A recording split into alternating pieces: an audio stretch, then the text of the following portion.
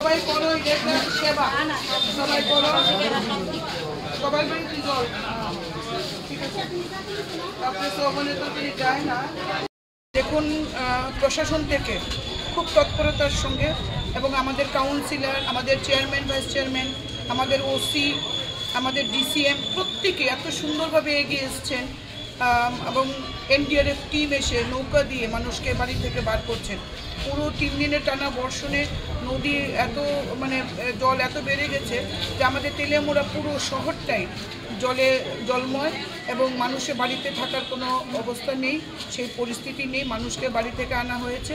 এই পর্যন্ত 9 থেকে 10টি, শহরে হয়েছে 7টি এবং গ্রামীণ এলাকায় এখন অবধি 2টো সেন্টারের খবর আমরা পেয়েছি যেখানে মানুষ আসছে শেল্টার হাউসে। সেখানে প্রশাসন থেকে তাদের সকালবেলার প্রাতরাশের ব্যবস্থা করা হয়েছে, দুপুরে খাবারের ব্যবস্থা, রাতের খাবারের ব্যবস্থা সব করছে এবং ভারতীয় জনতা পার্টির সমস্ত কার্যকর্তা, তেলিয়ামুড়া মণ্ডল, আমাদের জেনারেল সেক্রেটারিরা প্রত্যেকেই আজকে কেউ আর বাড়িতে নেই। সেই ভোর রাততে শেষ রাত থেকে এরা মাঠে রয়েছেন, মানুষের সাহায্যে রয়েছেন। আমি প্রত্যেককে আমার কৃতজ্ঞতা জানাই এইভাবে মানুষের পাশে থাকার জন্য। আমাদের ওসি সাহেব, আমাদের এসডিপিও প্রত্যেকে যেভাবে, সমস্ত পুলিশ এরা যেভাবে মানুষের পাশে এসে দাঁড়িয়েছে তাদেরকেও আমি ধন্যবাদ জানাই।